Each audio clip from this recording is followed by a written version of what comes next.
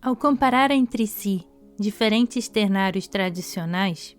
se for realmente possível fazê-los corresponder termo a termo, devemos evitar com cuidado concluir que os termos que se correspondem sejam necessariamente idênticos. E isso até nos casos em que alguns desses termos tenham designações similares, pois pode muito bem acontecer que essas designações sejam aplicadas por transposição analógica em níveis diferentes. Essa observação impõe-se principalmente no que se refere à comparação da grande tríade extremo-oriental com o Tribhuvana hindu. Os três mundos que constituem esse último são, como se sabe, a terra Bhu, a atmosfera Bhuvas e o céu Swar. Mas o céu e a terra nele não são o Tien e o Ti da tradição extremo-oriental, que correspondem sempre a Purusha, e a Prakriti, da tradição hindu. De fato, enquanto estes estão fora da manifestação, da qual são os princípios imediatos, os três mundos representam, ao contrário, o conjunto da própria manifestação, dividida em seus 3 graus fundamentais, que constituem, respectivamente, o domínio da manifestação informal, o da manifestação sutil e o da manifestação grosseira ou corporal. Sendo assim, basta justificar o emprego dos termos que somos obrigados, nos 2 casos, a traduzir pelas mesmas palavras céu e terra. Observar que a manifestação informal é evidentemente aquela em que predominam as influências celestes e a manifestação grosseira aquela em que predominam as influências terrestres, no sentido que demos anteriormente a essas expressões. Podemos dizer ainda o que é o mesmo, que a primeira se liga ao lado da essência e a segunda ao lado da substância, sem que, no entanto, seja possível identificá-las de algum modo. A própria essência e a própria substância universais. Quanto à manifestação sutil, que constitui o mundo intermediário, Antariksha é de fato justamente um meio termo nesse sentido, e procede das 2 categorias de influências complementares em tais proporções, que não podemos dizer que uma sobrepuja a outra, pelo menos quanto ao conjunto,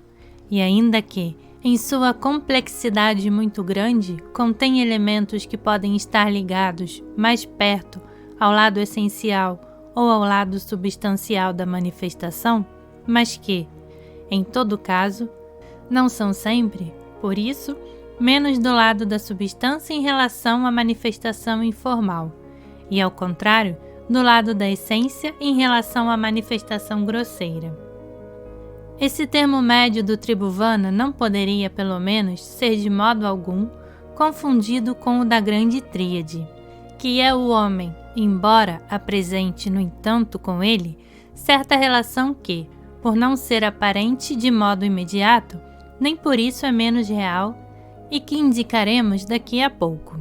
De fato, ele não desempenha o mesmo papel que aquele em todos os pontos de vista. Na verdade, o termo médio da grande tríade é justamente o produto ou a resultante dos 2 extremos, o que se exprime por sua designação tradicional como filho do céu e da terra. Aqui, em contrapartida, a manifestação sutil procede apenas da manifestação informal, e a manifestação grosseira procede, por sua vez, da manifestação sutil. Isto é, cada termo, na ordem descendente, tem seu princípio imediato naquele que o precede. Não é, portanto, em relação à ordem de produção dos termos que se pode estabelecer de modo válido a concordância entre os 2 ternários. Ela só pode ser estaticamente, de certo modo, quando estando os 3 termos já produzidos. Os 2 extremos aparecem como se correspondessem relativamente à essência e à substância no domínio da manifestação universal, tomada em seu conjunto como tendo constituição análoga à de um ser particular, isto é, justamente como o macrocosmos.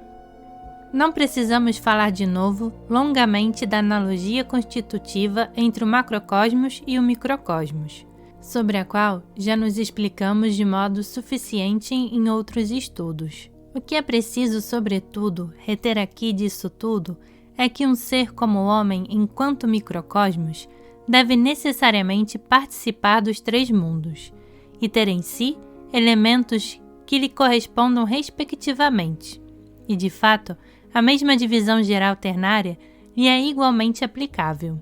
Ele pertence pelo espírito ao domínio da manifestação informal, pela alma, ao da manifestação sutil e pelo corpo, ao da manifestação grosseira. Voltaremos ao assunto mais adiante, com alguns desenvolvimentos, pois trata-se de uma oportunidade de mostrar de maneira mais precisa as relações entre ternários que estão entre os mais importantes que se possa ter que considerar. É, além do mais, o homem, e com isso deve-se entender, sobretudo, o homem verdadeiro ou plenamente realizado, que mais que qualquer outro ser, é verdadeiramente o microcosmos, e isso ainda em virtude de sua situação central, que o torna como que uma imagem, ou melhor, uma soma, no sentido latino dessa palavra, de todo o conjunto da manifestação. Sua natureza, como dizíamos antes, sintetizando em si mesmo, e a de todos os outros seres, de modo que não se pode encontrar nada na manifestação que não tenha no homem correspondência e representação. Não se trata aí de um simples modo de falar, mais ou menos metafórico, como os modernos são muito facilmente levados a crer, mas de fato a expressão de uma verdade rigorosa, na qual se fundamenta uma parte considerável das ciências tradicionais. Aí reside principalmente a explicação das correlações existentes, da maneira mais positiva, entre as modificações da ordem humana e as da ordem cósmica, e nas quais a tradição extremo-oriental insiste talvez mais ainda que qualquer outra, para tirar delas praticamente todas as aplicações que comportam. Fizemos, por outro lado, alusão a uma relação mais particular do homem com o mundo intermediário, que é o que se poderia chamar uma relação de função, colocado entre o céu e a terra, não apenas no sentido principal que tem na grande tríade, mas também no sentido mais especializado que tem no tribhuvana, isto é, entre o mundo espiritual e o mundo corporal, e participando ao mesmo tempo de um e de outro, por sua constituição. Tem o homem, por isso mesmo, em relação ao conjunto do cosmos, um papel intermediário comparável ao que tem, no ser vivo, a alma entre o espírito e o corpo. Ora, o que se deve notar, de modo particular nesse sentido, é que precisamente é no domínio intermediário,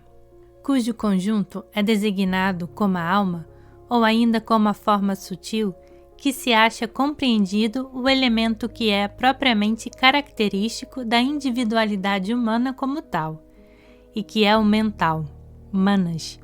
de modo que, poder-se-ia dizer, esse elemento especificamente humano se situa no homem como o próprio homem se situa no cosmos. Desde então, é fácil compreender que a função em relação à qual se estabelece a correspondência do homem, como termo médio do tribhuvana, ou com a alma que o representa no ser vivo, é justamente uma função de mediação. O princípio anímico foi muitas vezes qualificado de mediador entre o espírito e o corpo. E do mesmo modo, o homem tem verdadeiramente um papel de mediador entre o céu e a terra, assim como explicaremos mais amplamente em seguida.